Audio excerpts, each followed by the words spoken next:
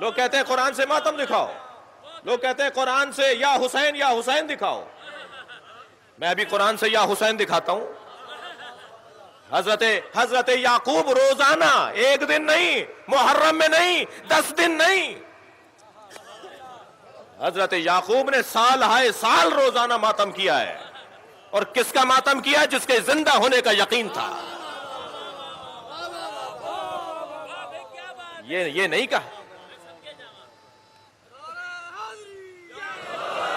یہ نہیں کہا جائے گا کہ زندہ ہو جاوید کا ماتم نہیں کرتے ہیں. یہ حضرت یوسف زندہ ہے نا. حضرت یعقوب کیا کہہ رہے ہیں؟ حضرت یعقوب روزانہ ایک ہاتھ زانو پر مارتے تھے، ایک ہاتھ سینے پر مارتے تھے، ایک ہاتھ سر پر مارتے تھے، اور سر پر، زانو پر اور سینے پر ہاتھ مارتے ہوئے کہتے تھے یا اسفا علی یوسفا، جسے آپ یا حسین بولتے ہیں. قرآن کی آیت سنا رہا ہوں نا میں آپ کو. یا اسفا علی یوسفا، یا اسفا علی یوسفا، ہائے میرے یوسف، ہائے میرے یوسف، یا یوسف، یا یوسف. کون؟ جو ابھی زندہ ہیں، جن کے زندہ ہونے کا یقین ہے. اور نہ صرف زانو پر، سینے پر اور سر پہ ہاتھ مارتے تھے حضرت یعقوب، بلکہ وَبْيَضَّتْ عَيْنَاهُ، اس کی بعد والی آیت، وَبْيَضَّتْ عَيْنَاهُ فَهُوَ كَظِيمٌ. اور اتنا روتے تھے ماتم کرتے ہوئے کہ رو رو کے حضرت یعقوب کی آنکھیں سفید ہو گئیں. اب یہاں رو رہے ہیں، ماتم کر رہے ہیں، سینے پہ ہاتھ مار رہے ہیں حضرت یعقوب. قرآن کہہ رہا ہے کہ یہ سب سے زیادہ برداشت رکھتے تھے. عموماً اہل تشیع علماء کی جانب سے نوحہ اور ماتم کی دلیل میں سیدنا یعقوب علیہ السلام کے گریہ کی مثال دی جاتی ہے، اور سیدنا حمزہ ابن عبد المطلب پر نبی صلی اللہ علیہ وسلم کے حکم پر عورتوں کے نوحہ سے دلیل پکڑی جاتی ہے. یہ مجھے پتہ ہے ایک شیعہ عالم ہے، میں ذاتی طور پر ان کی بہت قدر کرتا ہوں، شہنشاہ نقوی صاحب حافظہ اللہ تعالیٰ. ٹھیک ہے، یہ حافظہ اللہ آپ کسی کو بھی دعا دے سکتے ہیں. تو انہوں نے یہ بات کی ہے، اور انہوں نے، یعنی مجھے بڑا افسوس ہوا قرآن سے آیات پڑھ کے نا، سورہ یوسف سے، حضرت یعقوب علیہ السلام جو افسوس کرتے تھے یوسف علیہ السلام کے لیے، وہ تو اس میں الفاظ ہیں، وہ ہائے یوسف کہتے تھے، اور یوسف افسوس یوسف کے اوپر، اور یوسف کو یاد کر کے روتے تھے، حتیٰ کہ ان کی بینائی چلی گئی. اس کے ساتھ انہوں نے ساتھ خود کہانی جوڑ لی کہ ایک ہاتھ یہاں مارتے تھے، ایک یہاں مارتے تھے، تو ہم یہاں مار لیں تو کیا ہے؟ یہ قرآن کی کس آیت میں لکھا ہوا ہے؟ جی، یعنی یہ آپ کہانی بند کریں، سورہ یوسف کھول کے خود 80 نمبر آیت سے آن ورڈ پڑھ لیں، پارہ نمبر 12 کے اندر، اور مجھے بتائیں کہ کہاں لکھا ہے کہ وہ ماتم کرتے تھے. ہوتا یہی ہے کہ آدھا سچ بڑا خطرناک ہوتا ہے، آدھا تو سچ ہے. سر ہم بھی غم کر رہے ہیں، اور میں تو بہت بڑی بات کرتا ہوں، دنیا کا بڑے سے بڑا شیعہ آ کے مجھ سے اگر محبت اہل بیت ایکسچینج کرنا چاہے نا، تو میں جو اہل بیت کے لیے محبت رکھتا ہوں نا، میں کبھی بھی اس کے ساتھ ایکسچینج نہ کروں. میرے پاس اس سے بڑھ کے ہے، مجھے کسی سے سرٹیفکیٹ لینے کی ضرورت نہیں. لیکن قرآن و سنت میں تو آپ تعریف نہ کریں، توحید کا جنازہ تو نہ نکالیں، اپنی طرف سے تو چیزیں بیان نہ کریں، نوح میں استغاثے تو نہ کریں، امداد تو نہ مانگیں. اور وہ اس واقعے سے جو سہارا لیتے ہیں، قرآن کھول کے خود پڑھ لیں، کوئی ماتم نہیں اس کے اندر لکھا ہوا، خام خواہ نکالتے ہیں. اللہ کے بندو، تم جا کے اپنے خود گھر کی خبر لو. مفتی اعظم ایران خامنائی صاحب نے فتویٰ دیا ہے کہ یہ چھریاں مارنا، اپنے آپ کو زخمی کرنا، یہ حرام ہے. صحیح. اب اور کیا میں آپ کو لا کے فتویٰ دوں؟ اور یہ تو زندہ اماموں کی تقلید کرتے ہیں، اپنے مرجع کو مانتے ہیں، تو آپ ان کی بات مانیں. یہاں آپ نے کیا کچھ کیا ہوا ہے؟ یقین کریں، میں پچھلی دفعہ محرم کے دنوں میں سول ہاسپٹل میں وہ میرے بچے کو کچھ لگی تو میں لے گیا علاج کے لیے، تو وہاں ایک نوجوان 18-20 سال کا لایا گیا، تو اس کی کمر کے اوپر نا کافی سارے نشانات تھے، تو وہ اس کے اوپر ٹانکے لگا رہے. تو میں نے پوچھا ہی کیا ہوا ہے؟ تو وہ جی زنجیر، وہ چھریاں مار کے زنجیر زنی کر کے. تو مجھے اتنا ترس ہے کہ یار اس بیچارے نے تو ثواب سمجھ کے یہ کام کیا ہے، اور وہ جس طریقے سے اس کو وہ ٹریٹ کر رہے تھے، مطلب ایک چیز دوسری جگہ لگا رہے ہیں. کوئی ہیپاٹائٹس کا مریض آیا ہوا ہے اور اس کا وہ سوئی کھبو دیتے ہیں تو وہ مریض بن جاتا ہے اور ایک آگے معاملہ شروع ہو جاتا ہے. رہا ان کا یہ کہنا کہ حمزہ ابن عبد المطلب کے لیے نبی علیہ السلام نے نوحہ کروایا تھا. حضرت نبی مکرم نے حضرت حمزہ کے جنازے پہ عمومی عام سب کے سامنے رونے کا حکم دیا. اہل تشیع جو روڈ پر، چوک پہ، بازاروں میں روتے ہیں اور ماتم کرتے ہیں، وہ سنت پیغمبر ہے، اور سب پر واضح ہے یہ حدیث کے جنگ احد کے اندر جب حضرت حمزہ سید الشہداء حضرت حمزہ کی شہادت ہوئی تو سب اپنے اپنے وارثوں پہ گریہ کر رہے تھے. عرب دستور تھا رونا. اور حضرت حمزہ کے جنازے پر حضرت نے فرمایا کہ کوئی نہیں ہے جو میرے چچا پہ گریہ کرے. تو ساری عورتیں جو تھیں وہ سب جمع ہو گئیں اپنے اپنے جنازوں کو چھوڑ کر, اور حضرت حمزہ کے جنازے میں روئیں, گریہ کیا بیویوں نے, عورتوں نے اور مدینے کی خواتین نے. تو ہم کب انکاری ہیں اس کے؟ بالکل کروایا تھا. یہ اس وقت کی بات ہے جب نوحہ ابھی حرام نہیں تھا. اس سے بڑی چیز شراب والے واقعات ملتے ہیں صحابہ کرام کے بارے میں. بعد میں جب شراب حرام ہوگی تو معاملہ ختم. جی تو یہ بھی چیز پہلے تھی غزوہ احد کے موقع پر, بالکل تھی. بعد میں نبی الاسلام کی احادیث ہیں, بخاری مسلم میں درجنوں احادیث ہیں کہ نبی الاسلام نے فرمایا جو عورت نوحہ کرتی ہے کسی میت کے اوپر, اگر بغیر توبہ کے مر گئی تو قیامت والے دن گندک کا لباس اس کے اوپر پہنایا جائے گا. پھر صحیح مسلم کی حدیث ہے میری امت یہ 4 جاہلیت کے کام کبھی نہیں چھوڑے گی. نمبر 1 حسب اور نسب پہ فخر کرنا. نمبر 2 دوسرے کے نسب میں تان کرنا. نمبر 3 ستاروں کے ذریعے فال نکال کے بارش طلب کرنا. اور نمبر 4 نوحے کرنا.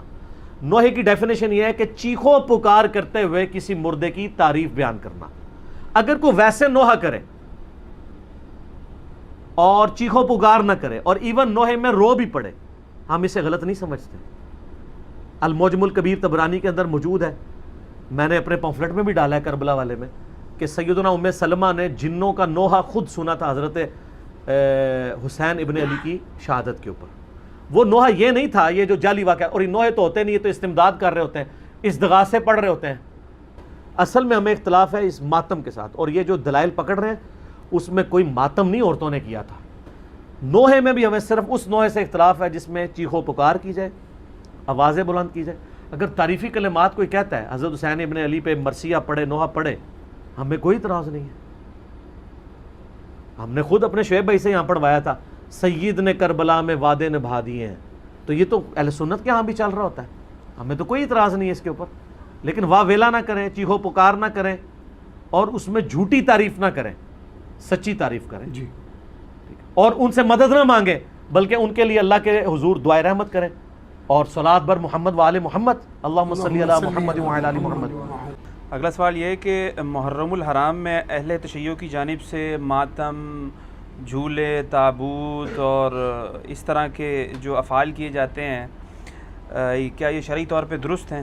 کوئی شریعت سے اس کا تعلق نہیں, سب کی سب بدعات ہیں. دین کے اندر ایگزیجریشن کی گئی ہے, اور اس سے بھی آگے بڑھ چکے ہیں. اب تو زنجیر زنی اور چھریاں مارنے تک بات آ چکی ہے. حالانکہ مفتی اعظم جو ہیں ایران کے خامنائی صاحب, ان کا فتویٰ ہے کہ یہ حرام ہے چھری مارنا اپنے آپ کو. لیکن آپ کو پتہ ہے انڈیا, پاکستان, بنگلہ دیش میں جو شیعہ ہیں یہ تو شیعہ ہے ہی نہیں ہے, یہ تو ذاکرین کے فالورز ہیں. کوئی علمی شغف ان کا ہے نہیں ہے. انہوں نے رسومات کا نام جو ہے وہ اہل بیت اور مکتب اہل بیت اپنے آپ کو کہہ رہے ہیں. مولانا اسحاق صاحب رحمہ اللہ تعالی, جن کی بڑی ایکسپرٹیز تھی اس فیلڈ میں, انہوں نے باقاعدہ شیعہ کی فقہ کی کتابوں سے بتایا کہ ماتم کرنا حرام ہے. وہ آج کے علماء کی لکھی نہیں, پرانی ہے. یہ بدعات ہیں جو انہوں نے داخل کی ہیں. پروگراموں کے میں خلاف نہیں ہوں, آپ کریں, لیکن سڑکیں بلاک کر کے لوگوں کو تکلیف میں ڈالنا, مریض ہاسپٹل تک نہ پہنچ سکیں, بچے سکولوں تک نہ پہنچ سکیں, اور اس طریقے سے یہ معاملات کو کرنا, یہ نہیں ہونا چاہیے. آپ کنٹرول انوائرمنٹ کے اندر کسی گراؤنڈ میں سرمنی کریں, کسی مسجد میں کریں, کسی امام بارگاہ میں کریں, ضرور کریں. لیکن یہ جو باقی جو چیزیں, یہ جھولے اور ذوالجناح کے جلوس نکالنا, اور یہ پنجے اور اس کے نیچے سے گزرنا, اور پھر آج کل تو گھوڑوں کو دفنا بھی رہے ہیں, ٹھیک ہے, تو یہ سب کے سب بدعات ہیں دین میں داخل کی ہیں. اور اس کی وجہ سے شیعہ کی ان ایکٹیویٹیز نے یعنی مکتب اہل بیت کو نقصان پہنچایا ہے. بجائے کہ ان کی تعلیمات کو سامنے لایا جاتا, ان لوگوں نے ان معاملات میں ڈالنا شروع کر دیا.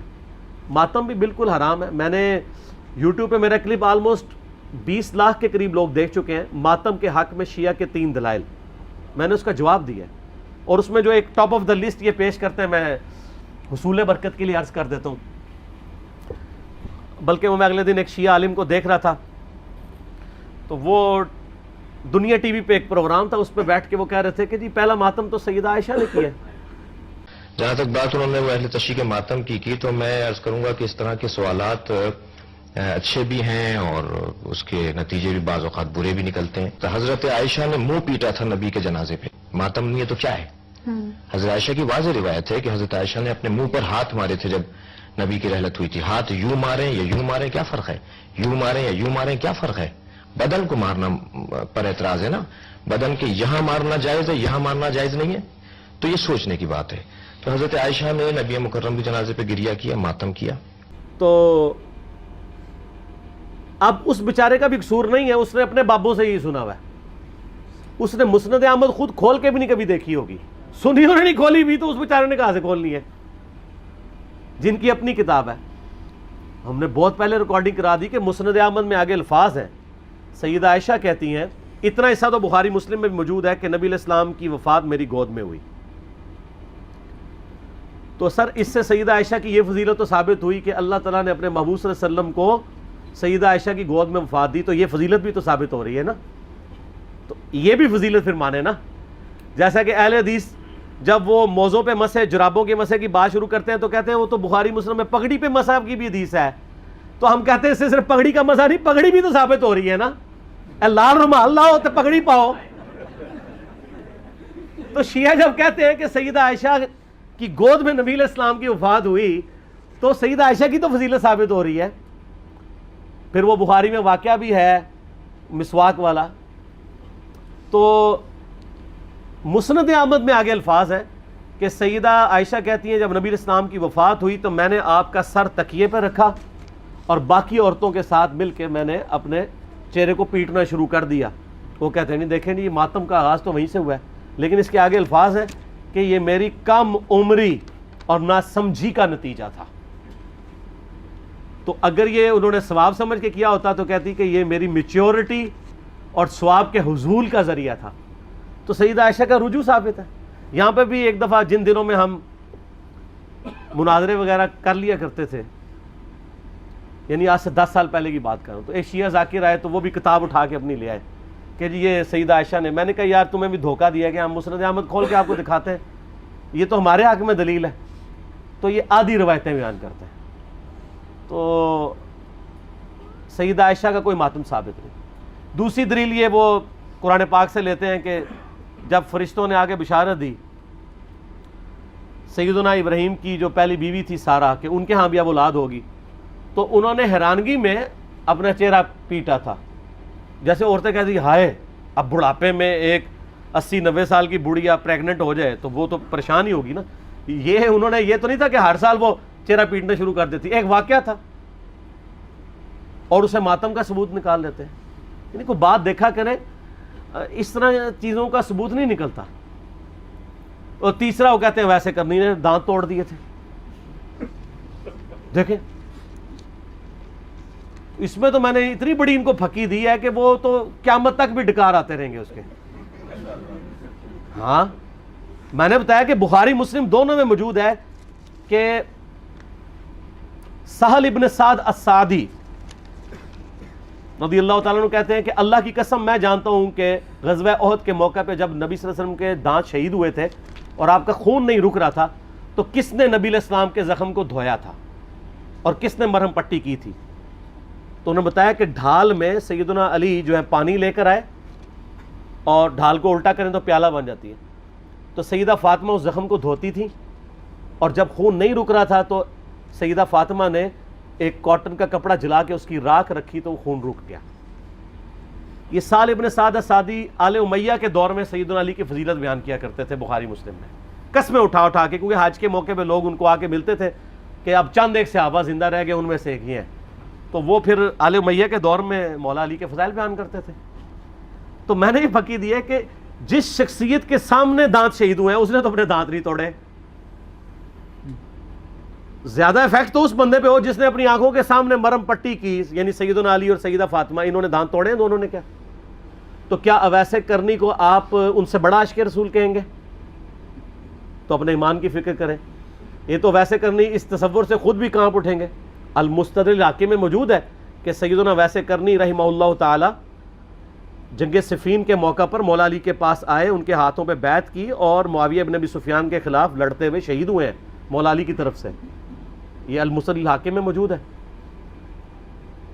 تو جو شخص خود علی کا مرید ہے اس کو آپ جو ہے وہ علی سے بڑا عاشق رسول ثابت کریں گے؟ جعلی واقعات ہے, صوفیاء نے پھیلائے, شیعہ نے بھی ہاتھوں ہاتھ لے لیے.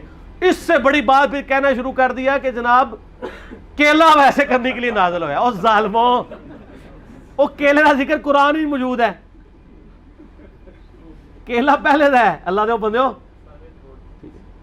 ابھی گپے مشہور کی ہوئی ہیں, اور لوگ آج کل وہ کہتے ہیں دانتوں میں درد ہو تو آپ ویسے کرنی کہ 2 نفل پڑھ لیں, یہ کر لیں. سر دانتوں میں درد ہو تو کسی ڈینٹسٹ کے پاس جائیں, ہو سکتا ہے اندر سے کوئی ہاڑ کھائی گئی ہو آپ کی, کوئی کیڑا لگ گیا ہو, کوئی صفائی کروائیں, کوئی اس کی آپ روٹ کنال کرنی ہو سکتا ہے اس کی کیپنگ ہو.